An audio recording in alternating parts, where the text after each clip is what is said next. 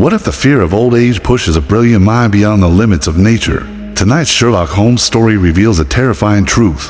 When a man tries to become young again, he may lose his humanity. This is one of the darkest cases of Sherlock Holmes, the adventure of the creeping man. Art Sherlock Holmes Beasley's eye, and I should publish the singular facts connected with Professor Presbury, if only to dispel once for all the ugly rumors which some 20 years ago agitated the university and were echoed in the learned societies of London. There were, however, certain obstacles in the way, and the true history of this curious case remained entombed in the tin box, which contained so many records of my friend's adventures. Now we have at last obtained permission to ventilate the facts which formed one of the very last cases handled by Holmes before his retirement from practice. Even now a certain reticence and discretion have to be observed in laying the matter before the public. It was one Sunday evening early in September of the year 1903 that I received one of Holmes's laconic messages. Come at once if convenient, if inconvenient come all the same.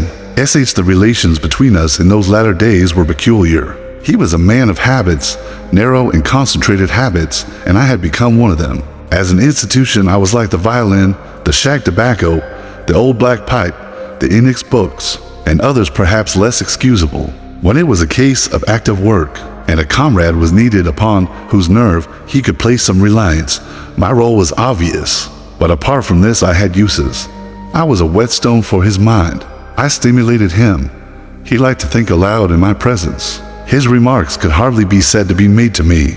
Many of them would have been as appropriately addressed to his bedstead, but nonetheless, having formed the habit, it had become in some way helpful that I should register and interject. If I irritated him by a certain methodical slowness in my mentality, that irritation served only to make his own flame like intuitions, and impressions flash up the more vividly and swiftly. Such was my humble role in our alliance. When I arrived at Baker Street, I found him huddled up in his armchair with updrawn knees, his pipe in his mouth and his brow furrowed with thought. It was clear that he was in the throes of some vexatious problem.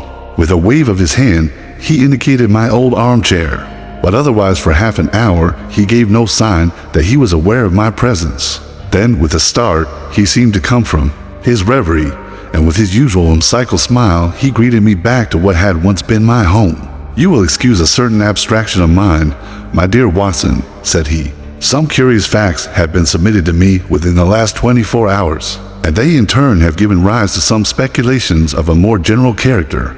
I'd have serious thoughts of writing a small monograph upon the uses of dogs in the work of the detective, but surely, Holmes, this has been explored. Said I bloodhounds, sleuthhounds? No, Watson, that side of the matter is, of course, obvious, but there is another which is far more subtle.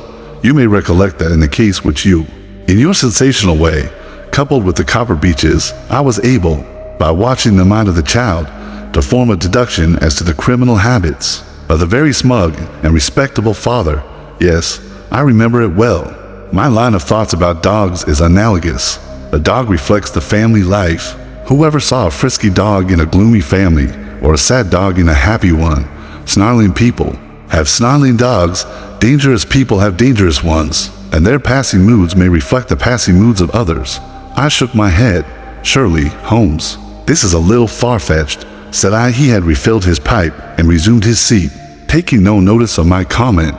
The practical application of what I have said is very close to the problem which I am investigating. It is a tangled skein, you understand, and I am looking for a loose end. One possible loose end lies in the question, why does Professor Presbury's wolfhound, Roy, endeavor to bite him? I sank back in my chair in some disappointment. Was it for so trivial a question as this that I had been summoned from my work? Holmes glanced across at me. The same old Watson, said he. You never learn that the gravest issues may depend upon the smallest things. But is it not on the face of it strange that a staid, elderly philosopher you've heard of Presbury, of course, the famous Camford physiologist, that such a man, whose friend has been his devoted wolfhound, should now have been twice attacked by his own dog? What do you make of it? The dog is ill. Well, that has to be considered. But he attacks no one else, nor does he apparently molest his master, save on very special occasions. Curious, Watson, very curious, but young Mr. Bennet is before his time if that is his ring. I had hoped to have a longer chat with you before he came. There was a quick step on the stairs, a sharp tap at the door, and a moment later the new client presented himself. He was a tall, handsome youth about 30, well dressed and elegant, but with something in his bearing which suggested the shyness of the student, rather than the self-possession of the man of the world.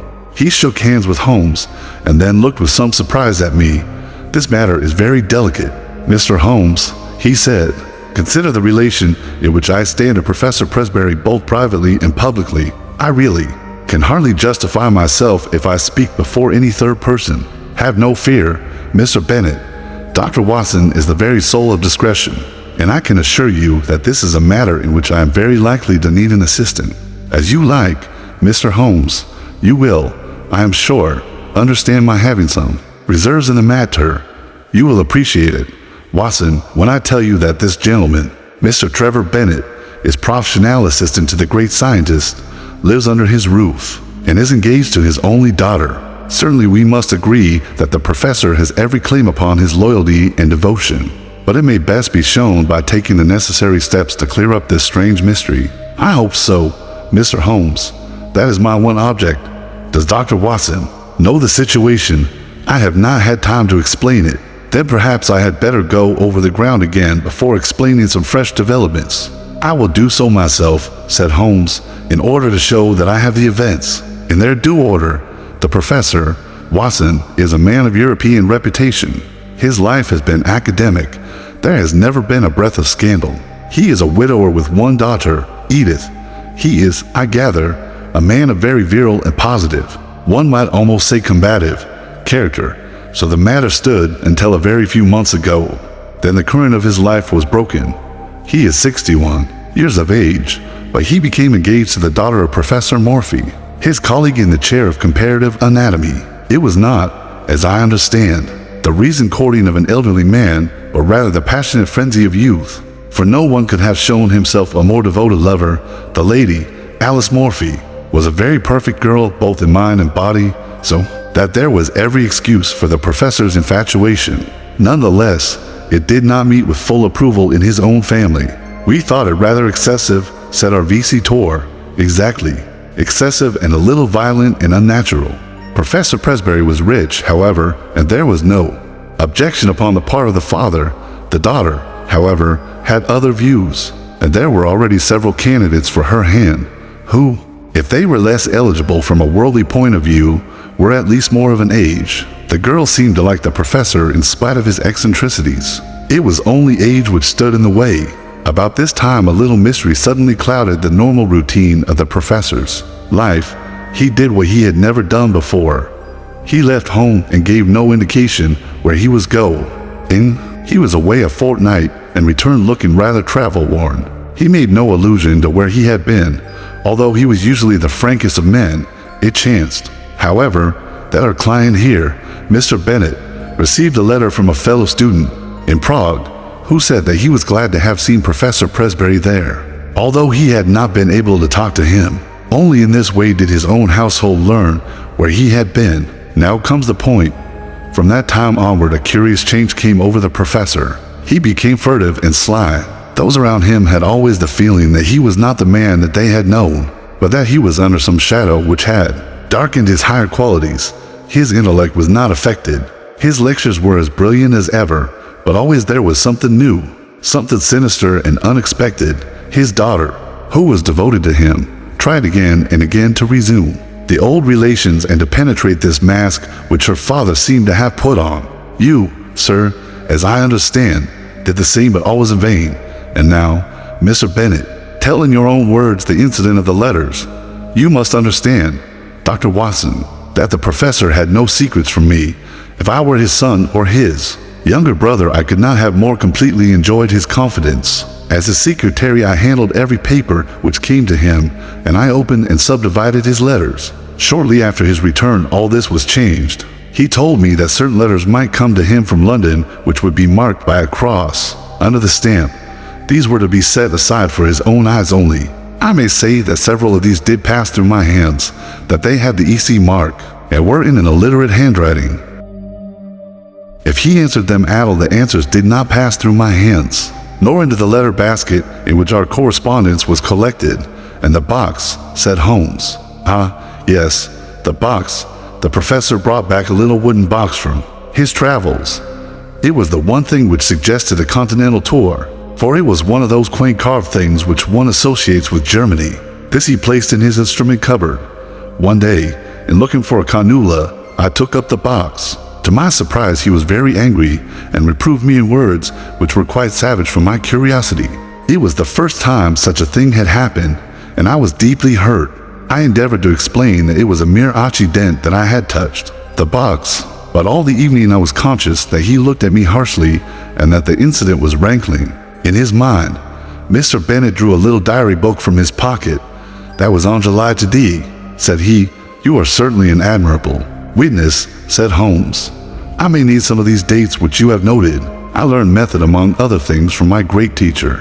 From the time that I observed abnormality in his behavior, I felt that it was my duty to study his case. Thus I have it here that it was on that very day, July to D, that Roy attacked the professor as he came from his study into the hall. Again, on July 11th, there was a scene of the same sort, and then I have a note of yet another upon July 20th. After that we had to banish Roy to the stables. He was a dear, affectionate animal, but I fear I weary you." Mr. Bennet spoke in a tone of reproach, for it was very clear that Holmes was not listening. His face was rigid, and his eyes gazed abstractedly at the ceiling. With an effort, he recovered himself. "Singular, most singular," he murmured. "These details were new to me, Mr. Bennet. I think we have now fairly gone over the old ground, have we not? But you spoke of some fresh developments." The pleasant, open face of our visitor clouded over, shadowed by some grim remembrance. "What I speak of occurred the night before last," said he. "I was lying awake about 2 in the morning, when I was aware of a dull muffled sound coming from the passage. I opened my door and peeped out.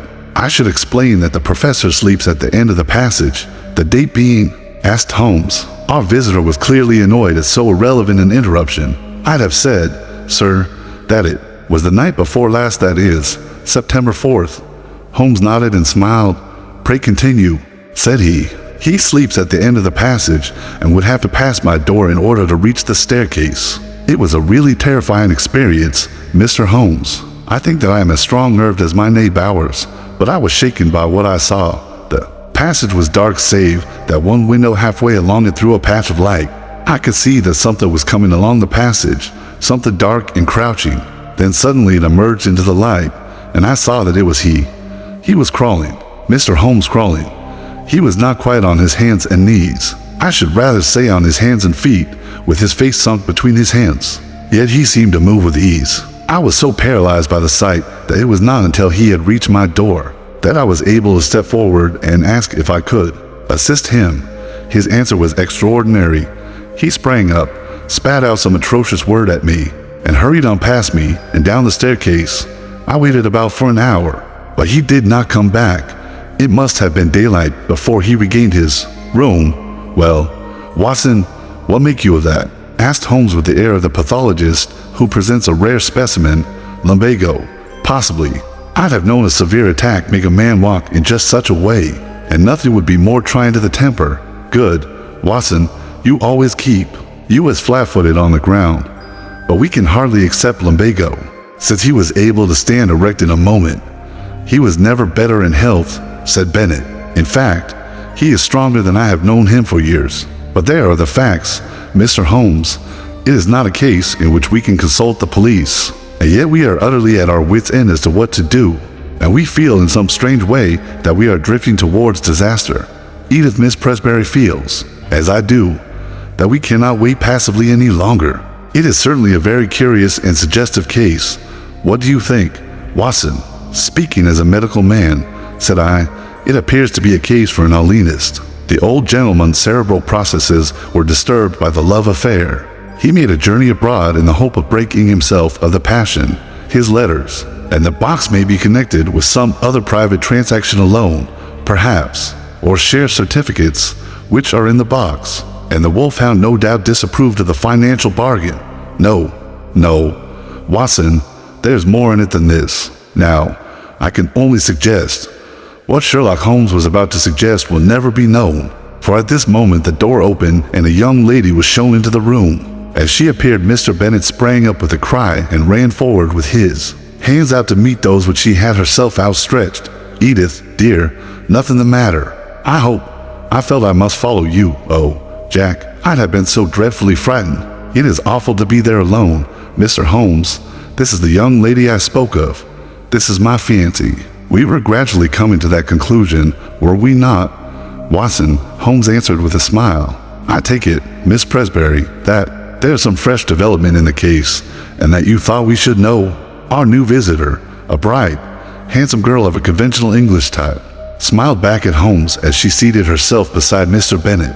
When I found Mr. Bennet had left his hotel, I thought I should probably find him here. Of course, he had told me that he would consult you, but oh, Mr. Holmes, can you do nothing for my poor father? I'd have hopes, Miss Presbury, but the case is still obscure. Perhaps what you have to say may throw some fresh light upon it. It was last night, Mr. Holmes. He had been very strange all day. I am sure that there are times when he has no recollection of what he does. He lives as in a strange dream. Yesterday was such a day. It was not my father with whom I lived. His outward shell was there, but it was not really he. Tell me what happened." "I was awakened in the night by the dog barking most furiously. Poor Roy, he is chained now near the stable. I may say that I always sleep with my door locked, for, as Jack as Mr. Bennet will tell you, we all have a feeling of impending danger. My room is on the second floor.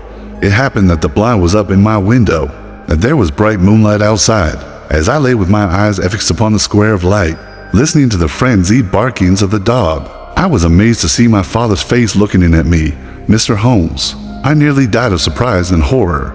There it was pressed against the window pane, and one hand seemed to be raised as if to push up the window. If that window had opened, I think I should have gone mad. It was no delusion, Mr. Holmes. Don't deceive yourself by thinking so. I dare say it was 20 seconds or so that I lay paralyzed and watched the face. Then it vanished. But I could not spring out of bed and look out after it. I lay cold and shivering till morning. At breakfast he was sharp and fierce in manner, and made no allusion to the adventure of the night. Neither did I, but I gave an excuse for coming to town, and here I am." Holmes looked thoroughly surprised at Miss Presbury's narrative. "My dear young lady, you say that your room is on the second floor. Is there a long ladder in the garden?" "No, Mr. Holmes, that is the amazing part of it. There is no possible way of reaching the window, and yet he was there." "The date being September 5th, said Holmes. "That certainly complicates matters." It was the young lady's turn to look surprised. "This is the second time that you have alluded to the date, Mr. Holmes," said Bennet. "Is it possible that it has any bearing upon the case?" "It is possible, very possible, and yet I have not my full material at present. Possibly you are thinking of the connection between insanity and phases of the moon. No, I assure you, it was quite a different line of thought. Possibly you can leave your notebook with me, and I will check the dates. Now I think, Watson, that our line of action is perfectly clear. This young lady has informed us, and I have the greatest confidence in her intuition, that her father remembers little or nothing which occurs upon certain dates. We will therefore call upon him as if he had given us an appointment upon such a date. He will put it down to his own lack of memory. Thus we will open our campaign by having a good close view of him." "That is excellent," said Mr. Bennet. "I warn you, however, that the professor is irascible and violent at times." Holmes smiled. "There are reasons why we should come at once, very cogent reasons. If my theories hold good, tomorrow, Mr. Bennet will certainly see us in Camford. There is, if I remember right, an inn called the Checkers, where the port used to be above mediocrity, and the linden wasp of reproach. I think, Watson, that our lot for the next few days might lie in less pleasant places." Monday morning found us on our way to the famous university town, an easy effort on the part of Holmes, who had no roots to pull up, but one which involved frantic planning and hurrying on my part, as my practice was by this time not inconsiderable. Holmes made no allusion to the case until after we had deposited our suitcases at the ancient hostel, of which he had spoken. "I think, Watson, that we can catch the professor just before lunch. He lectures at 11 and should have an interval at home. What possible excuse have we for calling?" Holmes glanced at his notebook. There was a period of excitement upon August 26th. We will assume that he is a little hazy as to what he does at such times. If we insist that we are there by appointment, I think he will hardly venture to contradict us. Have you the effrontery necessary to put it through We can but try. Excellent. Watson, compound of the busy bee and Excelsior. We can but try the motto of the F-firm. A friendly native will surely guide us. Such a one on the back of a smart hansom swept us past a row of ancient colleges and, finally turning into a tree-lined drive, pulled up at the door of a charming house. Girt round with lawns and covered with purple wisteria, Professor Presbury was certainly surrounded with every sign not only of comfort, but of luxury. Even as we pulled up, a grizzled head appeared at the front window, and we were aware of a pair of keen eyes from under shaggy brows which surveyed us through large, horn glasses. A moment later, we were actually in his sanctum, and the mysterious scientist, whose vagaries had brought us from London, was standing before us. There was certainly no sign of eccentricity, either in his manner or appearance, for he was a portly, large-featured man, grave, tall, and frock-coated, with the dignity of bearing which a lecturer needs. His eyes were his most remarkable feature, keen, observant, and clever to the verge of cunning. He looked at our cards. "Pray sit down, gentlemen. What can I do for you?" Mr. Holmes smiled amiably. "It was the question which I was about to put to you, Professor. To me, sir. Possibly there is some mistake. I heard through a second person that Professor Presbury of Camford had need of my services." "Oh, indeed." It seemed to me that there was a malicious sparkle in the intense gray eyes. "You heard that, did you? May I ask the name of your informant?" "I am sorry, Professor, but the matter was rather confidential. If I have made a mistake, there is no harm done. I can only express my regret." "Not at all. I should wish to go further into this matter. It interests me. Have you any scrap of writing, any letter or telegram, to bear out your assertion?" "No, I have not." "I presume that you do not go so far as to assert that I summoned you." "I would rather answer no questions," said Holmes. "No, I dare say not," said the professor with asperity. "However, that particular one can be unswerved very easily without your aid." He walked across the room to the bell. Our London friend, Mr. Bennet, answered the call. "Come in, Mr. Bennet. These two gentlemen have come from London under the impression that they have been summoned. You handle all my correspondence. Have you a note of anything going to a person named Holmes?" "No, sir," Bennet answered with a flush. "That is conclusive," said the professor, glaring angrily at my companion. "Now, sir," he leaned forward with his two hands upon the table, "it seems to me that your position is a very questionable one." Holmes shrugged his shoulders. "I can only repeat that I am sorry that we have made a needless intrusion." "Hardly enough, Mr. Holmes," the old man cried in a high screaming voice, with extraordinary malignancy upon his face. He got between us and the door as he spoke, and he shook his two hands at us with furious passion. You can hardly get out of it so easily as that.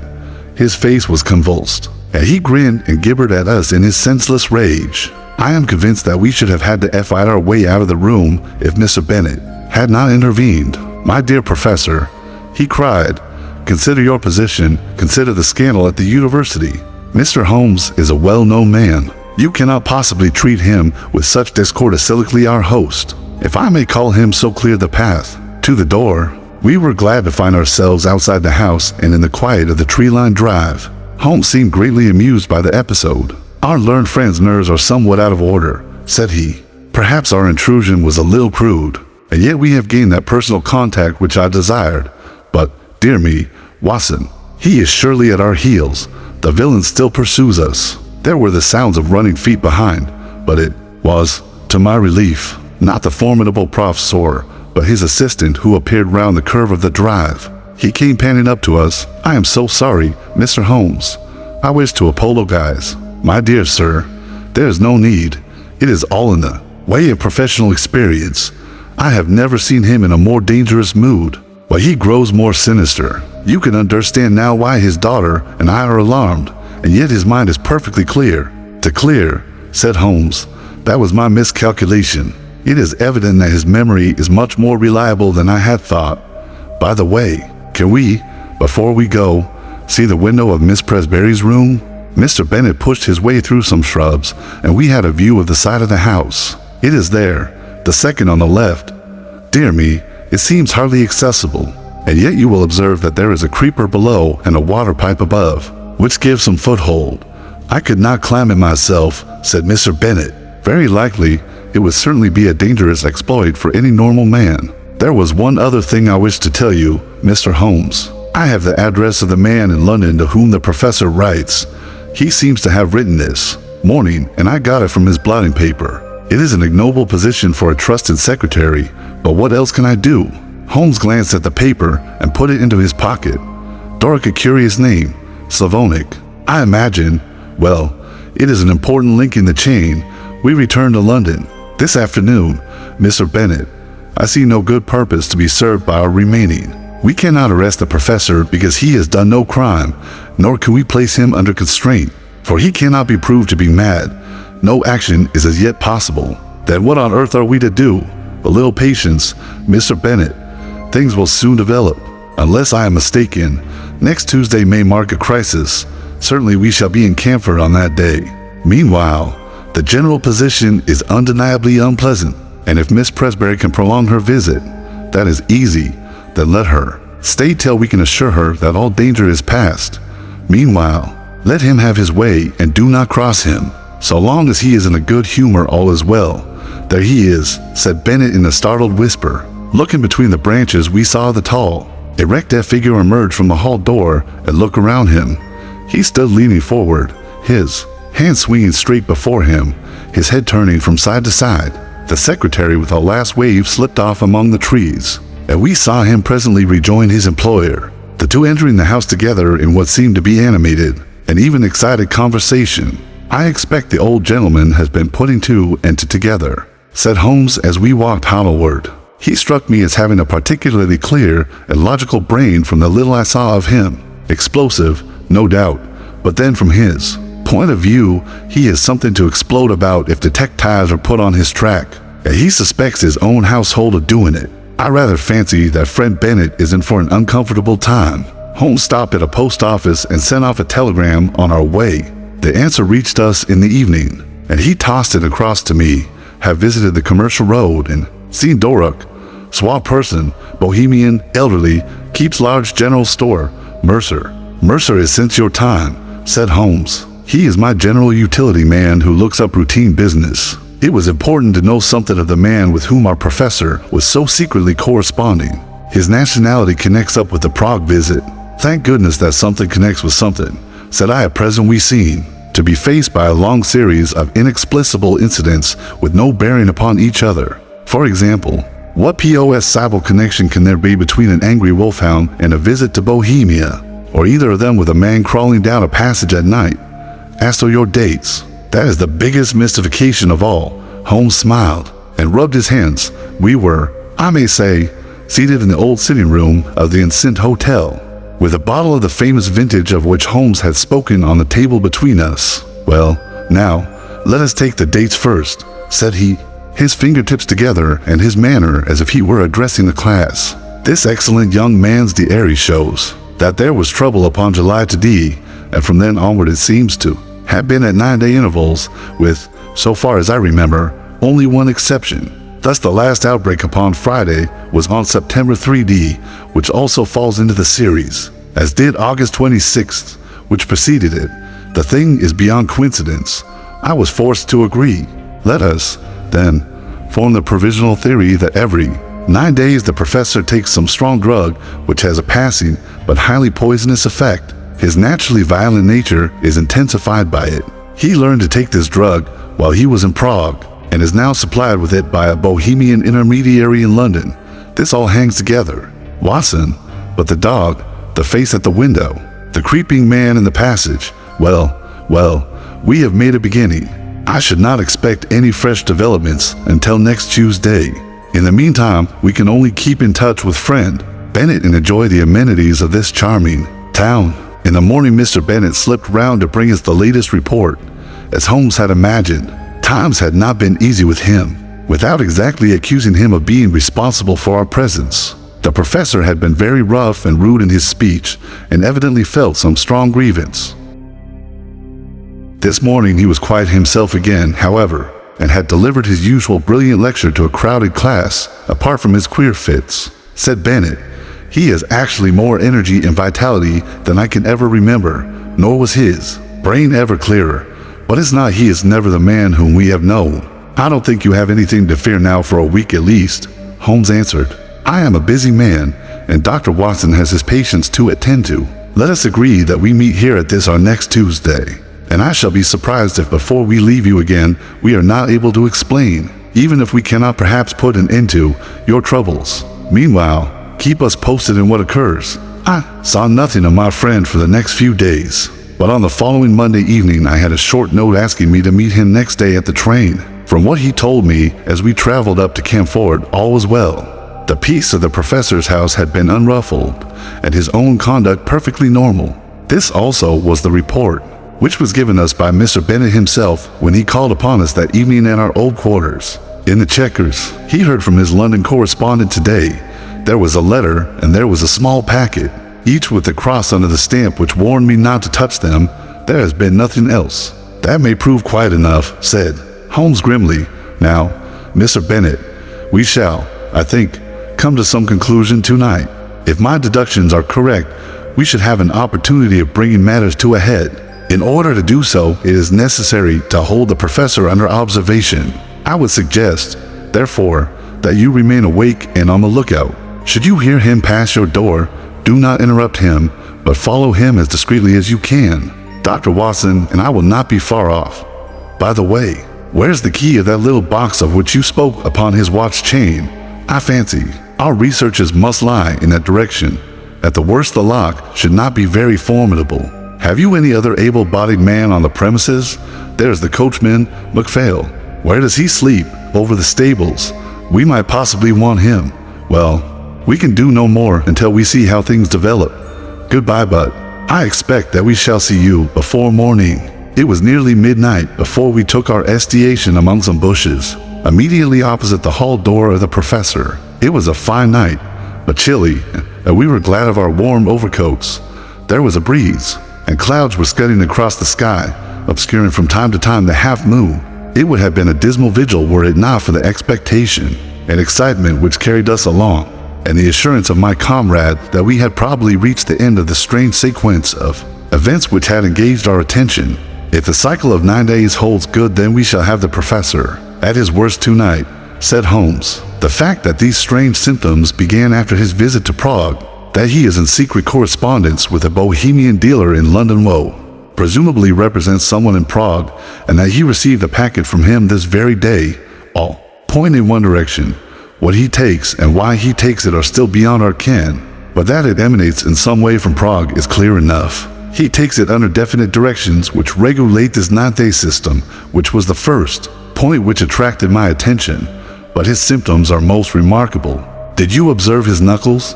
I had to confess that I did not. Thick and horny in a way which is quite new in my experience. Always look at the hands first, Watson, then cuffs, trouser knees, and boots. Very curious knuckles which can only be explained by the mode of progression observed by Holmes. Paused and suddenly clapped his hand to his forehead. Oh, Watson, Watson, what a fool I have been. It seems incredible, and yet it must be true. All points in one direction. How could I miss seeing the connection of ideas? Those knuckles, how could I have passed those knuckles, and the dog, and the ivy? It's surely time that I disappeared into that little farm of my dreams. Look out, Watson. Here he is. We shall have the chance of seeing for ourselves. The hall door had slowly opened, and against the lamplit background, we saw the tall figure of Professor Presbury. He was clad in his dressing gown. As he stood outlined in the doorway, he was erect, but leaning forward with dangling arms, as when we saw him last. Now he stepped forward into the drive, and an extraordinary change came over him. He sank down into a crouching position and moved along upon his hands and feet, skipping every now and then as if he were overflowing with energy and vitality. He moved along the face of the house and then round the corner. As he disappeared, Bennet slipped through the hall door and softly followed him. "Come, Watson, come," cried Holmes, and we stole as softly as we could through the bushes until we had gained a spot whence we could see the other side of the house, which was bathed in the light of the half moon. The professor was clearly visible crouching at the foot of the ivy-covered wall. As we watched him, he suddenly began with incredible agility to ascend it. From branch to branch he sprang, sure of foot and firm of grasp, climbing apparently in mere joy at his own powers, with no definite object in view. With his dressing gown flapping on each side of him, he looked like some huge bag glued against the side of his own house, a great square dark patch upon the moonlit wall. Presently he tired of this amusement and dropped ping from branch to branch. He squatted down into the old attitude and moved towards the stables, creeping along in the same strange way as before. The wolfhound was out now, barking furiously, and more excited than ever when it actually caught sight of its master. It was straining on its chain and quivering with eagerness and rage. The professor squatted down very deliberately just out of reach of the hound and began to provoke it in every possible way. He took handfuls of pebbles from the drive and threw them in the dog's face, prodded him with a stick which he had picked up, and flicked his hands about only a few inches from the gaping mouth, and endeavored in every way to increase the animal's fury, which was already beyond all control. In all our adventures I do not know that I have ever seen a more strange sight than this impassive and still dignified figure crouching frog-like upon the ground, and goading to a wilder exhibition of passion the maddened hound, which ramped and raged in front of him by all manner of ingenious and calculated cruelty. And then, in a moment it happened. It was not the chain that broke, but it was the collar that slipped, for it had been made for a thick-necked Newfoundland. We heard the rattle of falling metal, and the next instant dog and man were rolling on the ground together, the one roaring in rage, the other screaming in a strange shrill falsetto of terror. It was a very narrow thing for the professor's life. The savage creature had him fairly by the throat, its fangs had bitten deep, and he was senseless before we could reach them and drag the two apart. It might have been a dangerous task for us, but Bennett's voice and presence brought the great wolfhound instantly to reason. The uproar had brought the sleepy and astonished coachman from his room above the stables. "I'm not surprised," said he, shaking his head. "I've seen him at it before. I knew the dog would get him sooner or later." The hound was secured, and together we carried the professor up to his room, where Bennett, who had a medical degree, helped me to dress his torn throat. The sharp teeth had passed dangerously near the carotid artery, and the hemorrhage was serious. In half an hour the danger was past. I had given the patient an injection of morphia, and he had sunk into deep sleep. Then, and only then, were we able to look at each other and to take stock of the situation. "I think a first-class surgeon should see him," said I. "For God's sake, no," cried Bennett. "At present the scandal is confined to our own household. It is safe with us. If it gets beyond these walls it will never stop. Consider his position at the university, his European reputation, the feelings of his daughter." "Quite so," said Holmes. "I think it may be quite possible to keep the matter to ourselves, and also to prevent its recurrence now that we have a free hand. The key from the watch chain. Mr. Bennett MacPhail will guard the patient and let us know if there is any change. Let us see what we can find in the professor's mysterious box." There was not much, but there was enough: an empty file, another nearly full, a hypodermic syringe, several letters in a crabbed, foreign hand. The marks on the envelope showed that they were those that had disturbed the routine of the sect. Retary, and each was dated from the Commercial Road in Sine, Doruk. They were mere invoices to say that a fresh bottle was being sent to Professor Presbury, or receipt to acknowledge money. There was one other envelope, however, in a more educated hand and bearing the Austrian stamp with the postmark of Prague. "Here we have our material," cried Holmes as he tore out the enclosure. "On our colleague it ran: Since your esteemed visit I have thought much of your case, and though in your circumstances there are some special reasons for the treatment, I would nonetheless enjoin caution, as my results have shown that it is not without danger of a kind. It is possible that the serum of anthropoid would have been better. I have, as I explained to you, used black-faced langur because a specimen was accessible. Langur is, of course, a crawler and climber, while anthropoid walks erect and isn't always nearer. I beg you to take every possible precaution that there be no premature revelation of the process. I have one other client in England, and Doruk is my agent for both. Weekly reports will oblige. Yours with high esteem, H. Lowenstein. Lowenstein. The name brought back to me the memory of some snippet from a newspaper which spoke of an obscure scientist who was striving in some unknown way for the secret of rejuvenescence and the elixir of life. Lowenstein of Prague, Lowenstein with the wondrous strength-giving serum, tabooed by the profession because he refused to reveal its source. In a few words I said what I remembered. Bennett had taken a manual of zoology from the shelves. Langur. He read, "The great black-faced monkey of the Himalayan slopes, biggest and most human of climbing monkeys. Many details are added. Well, thanks to you, Mr. Holmes, it is very clear that we have traced the evil to its source. The real source, said Holmes, lies, of course, in that untimely love affair which gave our impetuous professor the idea that he could only gain his wish by turning himself into a younger man. When one tries to rise above nature, one is liable to fall below it. The highest type of man may revert to the animal if he leaves the straight road of destiny. He sat musing for a little with the file in his hand, looking at the clear liquid within. When I have written to this man and told him that I hold him criminally responsible for the poisons which he circulates, we will have no more trouble. But it may recur. Others may find a better way. There is danger there, a very real danger to humanity. Consider, Watson, that the material, the sensual, the worldly would all prolong their worthless lives. The spiritual would not avoid the call to something higher. It would be the survival of the least fit. What sort of cesspool may not our poor world become? Suddenly the dreamer disappeared, and Holmes, the man of action, sprang from his chair. I think there is nothing more to be said, Mr. Bennet. The various incidents will now fit themselves easily into the general scheme. The dog, of course, was aware of the change far more quickly than you. His smell would ensure that.